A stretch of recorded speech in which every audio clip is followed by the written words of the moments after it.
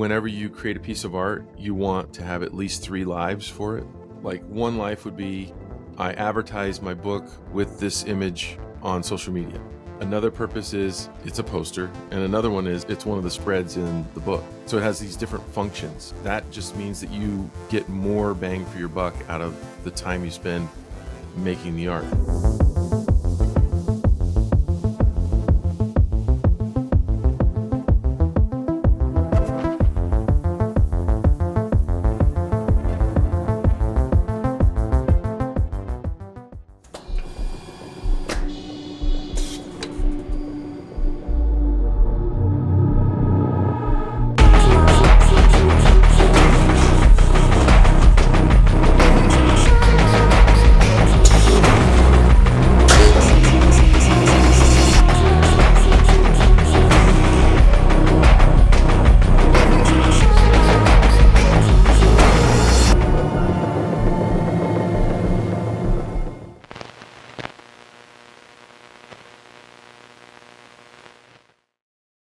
Hello, welcome to the Future of Pickleball. Here we are on Selkirk TV, the best app in all of pickleball. You want to actually take the opportunity, if you're seeing this on YouTube, which it's also broadcast on, but on the YouTube or on the Selkirk TV app, all 71 interviews that have been done on this channel are available. I've had some great guests in the business of pickleball. And I've got a very, very interesting guest today. I want to welcome Will Terry to the show. Hi, Will. How you doing? I'm doing great. I'm doing great. Will has a little bit of a different background than a lot of the pickleball business people I have, but I've had in my travels and in my involvement with the sport, I've talked to a great number of people who have had ideas or thoughts about they thought they'd like to publish sometime about the things that they do in pickleball. That is where Will is a real expert. I want to give you a little bit of a background on this man. Will has been an illustrator, a professional illustrator his entire life. He has illustrated over 30 children's books in his lifetime. He is a teacher of illustration at the Utah Valley State College. And later on in this episode, we're going to talk about what he does professionally, helping and coaching illustrators learn how to make a living in that industry. So that being said, Will, why don't you start us off with a little bit about, kind of how you got into the game, where things came from, and how you kind of segued into illustration in the pickleball space. We'll start there and then go on. All right, cool. Yeah. So I was minding my own business as a children's book illustrator, just bouncing along, illustrating book after book. And then the climate changed a little bit in that publishers started looking for more marginalized groups to publish their books with, right? To illustrate and to write. And I started finding myself, even as a veteran illustrator, kind of being pushed to the side a little bit, And that kind of got me thinking, well, if that's going to happen, maybe I need to take a little bit more control over what I can control. And that took me into first, I had been teaching at UVU in Utah, but I stepped down. I was an adjunct position because I realized the technology of the internet and the technology of being able to send videos to anyone for free, using YouTube. My lectures at the university were being, I'd give one and it evaporates. If I put one down in video, it stays for a lifetime. So long story short, I created an online platform for learning to be an illustrator, and that's called svslearn.com. So that was my first foray into self-publishing, right? In leaving the machine behind, kind of, and going on my own. And that's primarily what I do now. Is I teach with a couple of partners, and we teach people how to be children's book illustrators. But then that got me thinking, well, maybe I start self-publishing some books. So I self-published a few books and learned how to market them and how to get them out there, and did some ebooks and did quite well with those. And then we moved down here to Arizona, and that's where I met you, Paul. Shortly after, my wife and I started playing pickleball. So it's a kind of a long story. I had a wife that passed away unexpectedly. That was really kind of a tragedy in my life and in my kids' lives. And then I met Lily, and we didn't want to live near her kids in Colorado or my kids in Utah. We didn't want to pick a side. So her mom lives down here in Arizona. So this is a state. I said I went to the Phoenix Comic-Con.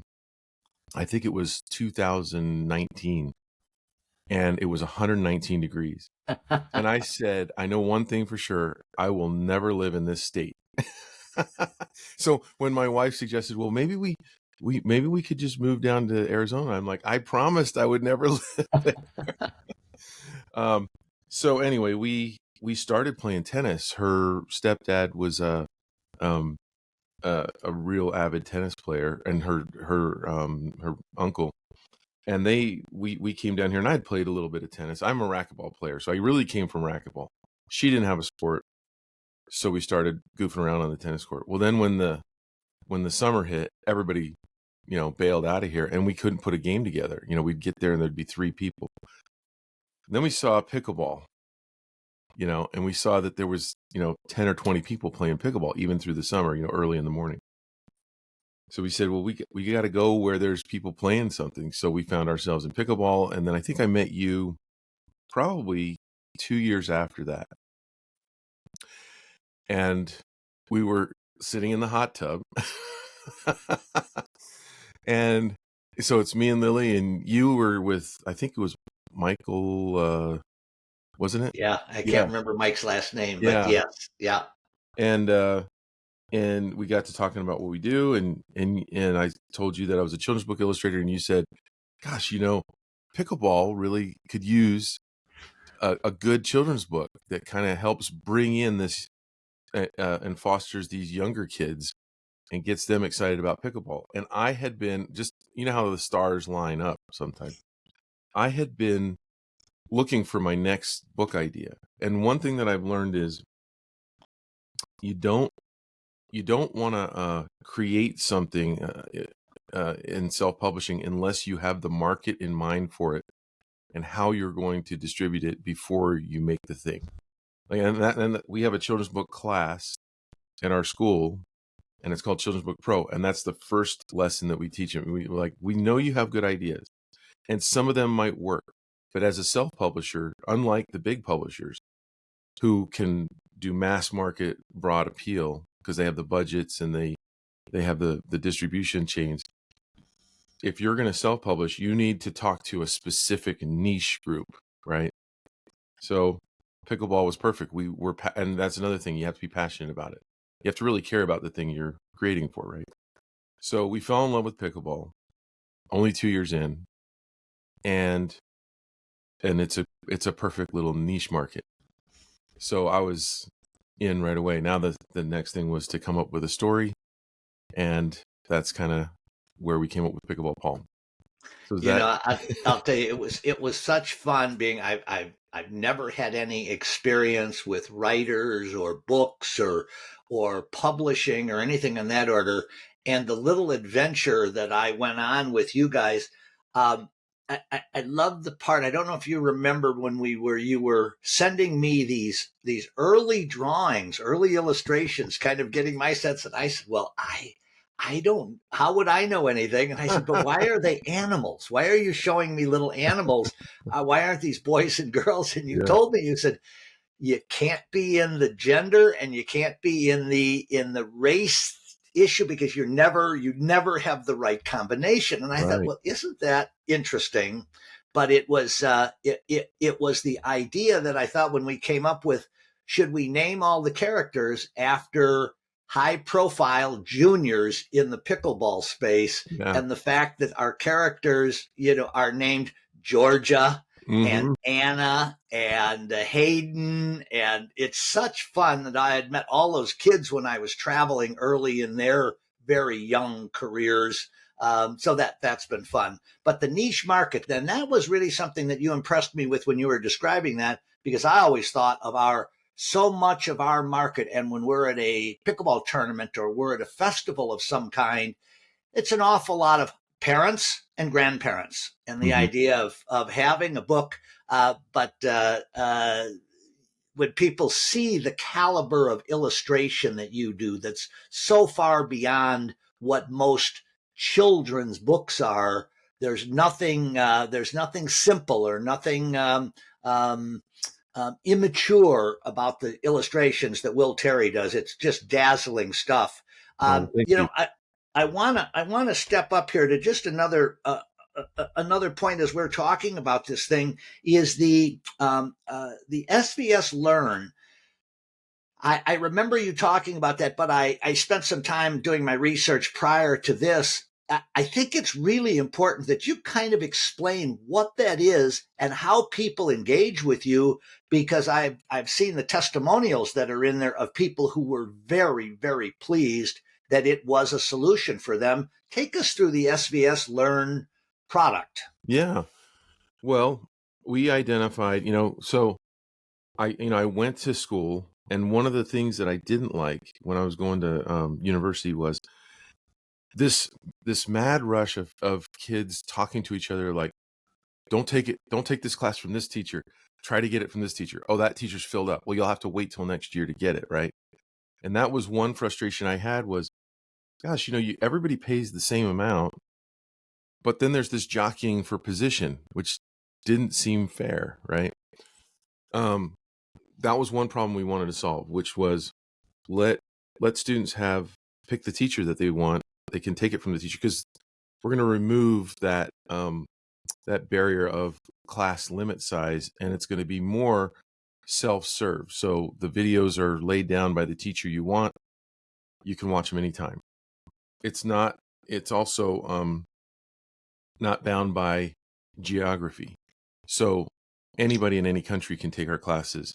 It's not bound by your schedule, where if you went to a brick and mortar school, you have to stop. You can't be working at the same time.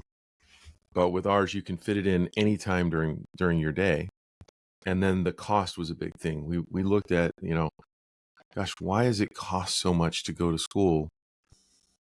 And we decided not to go the accredited route. All three we have I think we have 15 teachers, but there's three of us that started that we all taught at university. And we just really, really wanted to have the best teaching, the lowest price, and make it super convenient for people, and be really focused in on our main focus is children's books. Our second is comics. There's just a lot of people that really want to get into those industries. And most universities, art schools they don't have a children's book class. So we're really niche.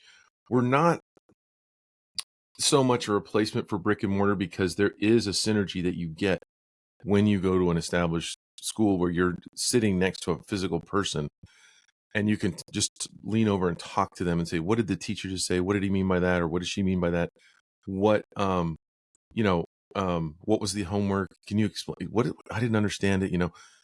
We're missing some of that. We do make it up. We do have a community that's online, and it's vibrant, but in my opinion, it's not exactly the same as, being able to meet with someone.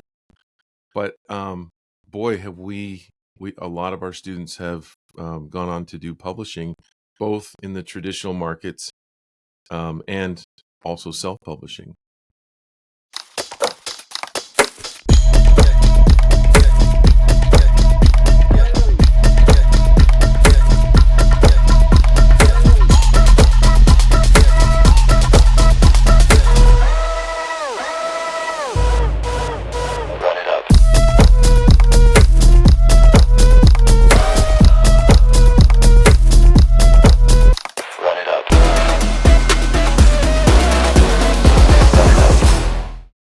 And that's really what I want to kind of jump into, the illustration side of things. People will see the book.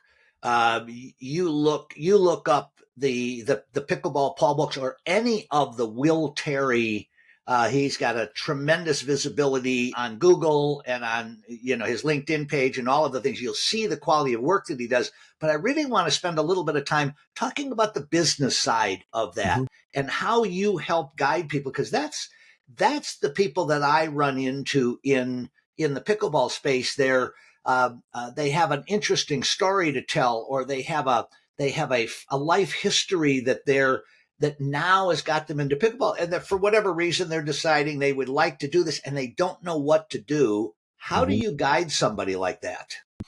So that's a great question. There's so many different answers to that. It really depends, I think, on a couple of factors. One, how big do they want to go?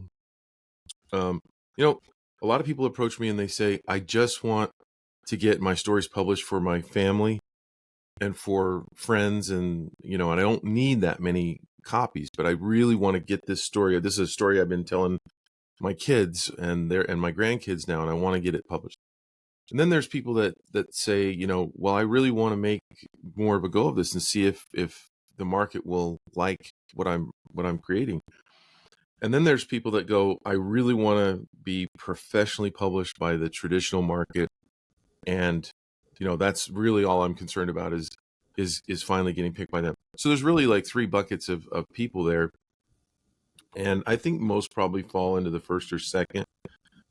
So I'll probably talk about those more. Like the traditional route is pretty lengthy, and I would say if anybody who really wants to get published by the big publishers, it kind of needs to be a kind of a 5-year to 10-year goal.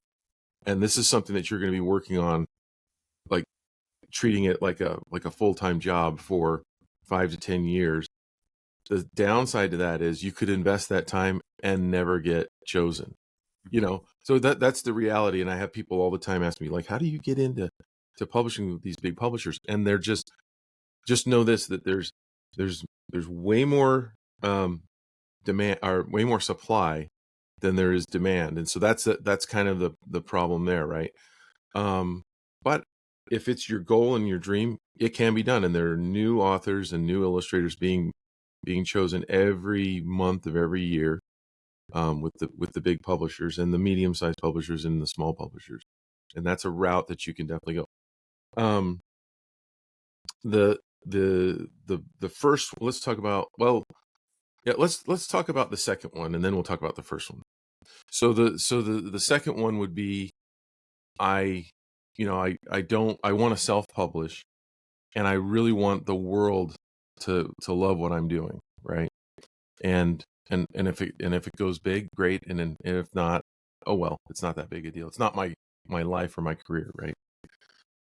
And I would say probably the most important technology that has come forth that I know of in the last 5 to 10 years is Amazon print on demand. It's an absolutely amazing thing that a lot of people don't know. Of course, there's a ton of people taking advantage of it right now, but so many people don't understand how amazing and powerful it is, and it's free. It's totally free. So you can, so what I did, maybe I'll back up and share kind of what I did with Pickleball Paul, because I am a serial entrepreneur now. I wanted to print physical books, hardcover books, right? And but I also wanted to participate in Amazon.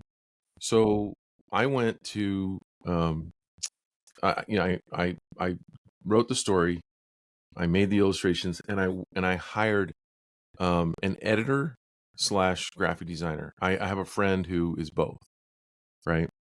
And she's not cheap.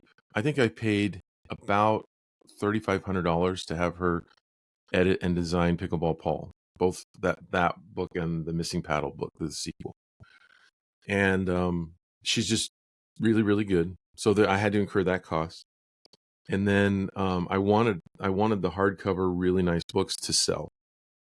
And so I went to China because you can get, you just cannot beat our domestic prices. Now, tariffs could change that, If that comes into play, then we deal with that. But everybody will be playing on the same playing field, theoretically, right? So it should change it for everyone, or it doesn't. But I'm not going to worry about that right now. But so I went to China, and I got my books for a really, really low price, right? So that there's room there that you can do Facebook marketing, and you can spend some money doing that. That's a whole nother subject. And then, we have a mutual friend, Bill Knopp, who sells my books at tournaments. And that was part of the factor in choosing to do Pickleball Paul, was I had that. Before I made the book, I talked to Bill, and I'm like, hey, I knew that he travels the country and doing tournaments and selling various products at tournaments. And I thought, if I can get a commitment from him, I'll do it. If I can't, I don't have the time to sell them myself. Right. Sure. So I locked him down first. He loved the idea, worked with him, showed him the sketches. At any point, I didn't want to spend all this time and effort and money and have him go, I don't really think it'll fit with my brand. I really needed to suss him out, and he was totally on board, and he's done amazingly well selling me. So I went and got the physical books, but I also at the same time did the soft cover print on demand through Amazon, because I knew that if he were going to these tournaments and selling, that people would get on their phone and go, well, I wonder if I can get this cheaper on Amazon. Because there's a certain group of people out there, right, who will buy almost everything on Amazon or look for it cheaper. If I see something on Facebook and I'm like, oh, I want that. If I made the mistake of buying a few things, and then my wife is like, look, honey, and she just looks it up on Amazon, and it's like half the price, She's like, you got to do this. So she's one of those people, So whenever he does a tournament, I see, that's so funny that he's calling right now. I forgot to silence my phone. But when he does a tournament, he'll sell a bunch of the books, and then my Amazon sales will spike that same day, or that same weekend. If he doesn't do a tournament, I don't see a spike on Amazon. So people are actually doing that. They get on their phone and they look for it. Now it's a soft cover, so it doesn't compete with what he's selling, because it's not the same product, But I just got to say, one of the most amazing things about Amazon is that there's a problem if you make something domestically here in the U.S. and you want to ship it to another country. The cost of shipping is almost always double what the product cost is. Sure. And it makes the customer angry, and it gets you frustrated because you don't want your customer to be upset. There's nothing you can do about it. They will say, your customer will say, well, if you ship a bunch over here to Europe, then that distribution center can then ship them to us for much cheaper. And that's true. But if you don't have the numbers to justify that, you have to have 2,000 sales before you could even think of doing that, Mm-hmm. And so, or 200 sales. Did I say 2,000? I think. Yes. 200. 2000.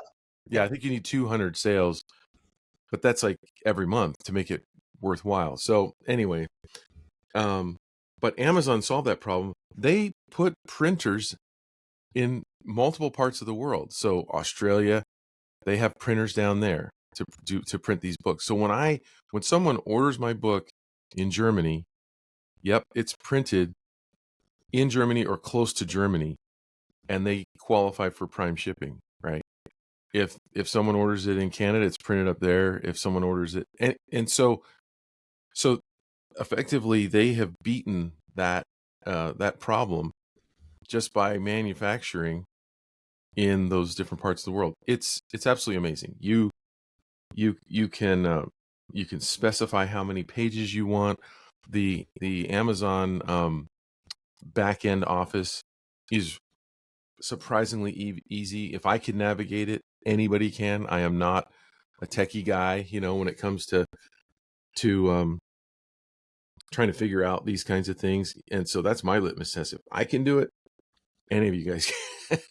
And then on that order, Will, the talk a little bit about the posters that you did, because that's been such a cool piece. And does Amazon, are they able to do the same thing remotely with your posters? Because that's such a cool, unique piece. Talk about that a little bit. Yeah, so they don't do that, and so people that order online cannot get the poster. Okay. But I wanted to do that poster because one, for me, because it just seemed so fun. But I also knew that I could include it in the sequel book. So I already thought about, one of the things we talk about in our school is whenever you create a piece of art, you want to have at least 3 lives for it, right? So like one life would be, I advertise my book with this image on social media. Another purpose is it's a poster, and another one is it's one of the spreads in the book, right? So it has these different functions, and that just means that you get more bang for your buck out of the time you spend making the art. But yeah, it was a really fun part of it, and as a kid, I loved hidden pictures, and so I hid 100 pickles, like just like pickles, in that poster, and we came up with a coloring book version, so kids can, when they find one, they can highlight it, and it's just been an amazingly fun thing for Well, kids. Yeah. and one of the things that I'll tell people, I'm going to give you a testimonial. So I had this fun experience with Will, helping him kind of come up with an idea, and then he ran with this thing. My grandchildren are so over the moon, and the reason I emphasize the posters is the coloring book portion of it. My 6-year-old grandson he's got the 4-color version on the wall, and now he's doing his coloring. But it's such an interaction, and to me, it's so much more professionally developed. The concept, the whole Pickleball Paul series, and then that. I think it speaks so well in our sport of pickleball, and any parent or grandparent that has kids that they want to have fun with the pickleball thing. It's an amazing book, and the posters, I think, are sort of the frosting on the cake. Yeah, it was fun. It's just a fun project all the way around. So now, people will know about Will Terry. People will hopefully start to look into what your actual skill set is, because it's pretty darn impressive. The books. What is there anything else that you're working on, and it doesn't have to be just in the pickleball space, Mm-hmm. but the business of what you do, I thought was very interesting, and I thought it could be helpful to a lot of other people. Is there anything else that you can think of that would be good in this short encapsulation period to guide people? At the end, I'm going to certainly ask you to give very specific information how to get in touch with you Mm-hmm. and the SVS learning site. Mm-hmm. What should people be thinking about if they really want to take the first step in publishing? Yeah, I think go, like, if I'm assuming this audience is mostly pickleball, so let's just start there. But it could apply to any niche market, right? So yeah, so one of the things that I really relied on was I went straight to Amazon. And Amazon really is like, it's a good research tool. So I wanted to see, like, okay, well, has anybody else done a children's book for pickleball? So and I, being new to pickleball, I hadn't seen anything. I hadn't even thought about it. So I go out there, and yeah, there were 2 or 3 other children's pickleball books, which I was actually really surprised that there were any. So I was like, hey, maybe I'll be first in this market.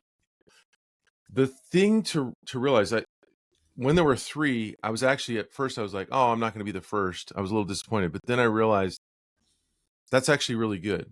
That tells me that there are people already thinking along this lines. And if you ever notice, restaurant entrepreneurs never locate their restaurant all by itself, right? They're always located near other restaurants, because they know that people go to an area and then choose and pick. And one day it might be my restaurant, and the next day it might be my competitors, but that's okay. we're all kind of in this synergy area of this is where you go to buy food, right? And I think the same thing is true for children's books in niche markets like pickleball.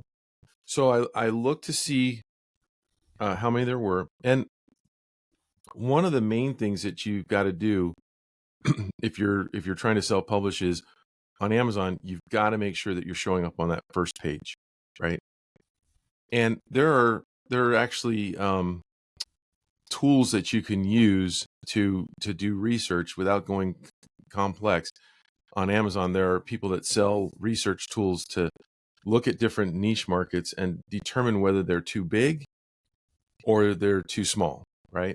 You want something it's big enough that's got lots of people looking for that genre, but not too big that when you launch yours, you're on the 6th or 7th or 8th or 9th or 10th page and you'll never get to the first. Because let's face it, do you ever click into the second page of products on Amazon? Sure. We just don't. I mean, every now and then, if you're really looking, you'll go to the second page. But, and so I looked at that and I thought, wow, I will immediately be on the first page. So that's great, you know? And if I do a good job and I can get good reviews, I'll probably shoot up. And Pickleball Paul has been, you know, either the #1 children's book within pickleball, or #2 or 3, but it's always right there. And the same with the missing paddle. So that's super important. I think people need to know that. And I don't know. It's I don't know what else I should elaborate on that. Well, then, let's do this. What's the best way for people to get in touch with you? Should they come and then how do they find out more about the SVS learning system? Give us the details of how to track that down. Yeah. So you can simply go to the site, svslearn.com. And it's pretty self-explanatory there. I'd be happy to answer anybody's question. If they wanted to email me, I get emails. One thing that I pride myself on is I go through my inbox every day and I love talking to people. So, you know, I have no problem if somebody wanted to email me direct at will@willterry.com. That's my email, will@willterry.com. And yeah, like I'll just mention one other project. We talked about that game. So it's not a pickleball game, but it's a card game called Wicked Christmas. And the story behind this is that there's chaos in Santa's workshop and everything goes haywire for one day and everybody's angry from the holiday stress. So it's just a really fun game. But we put this out and we sold it for Christmas and we sold 2,000. We printed 14,000. We're planning on having a big season this next year. But like right now, because we did it via Kickstarter. Do you know what Kickstarter is? Have we ever talked about that?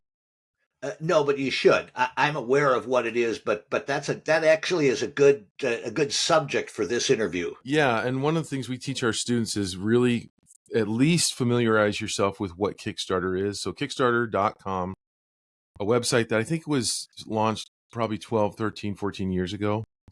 And all it is, it's to simplify it is, it's a website where in the old business model, you used to make a product and then market it and sell it, right? And in this model with Kickstarter, you describe your product in a mock-up and then you market that idea to people who most of them already know what Kickstarter is.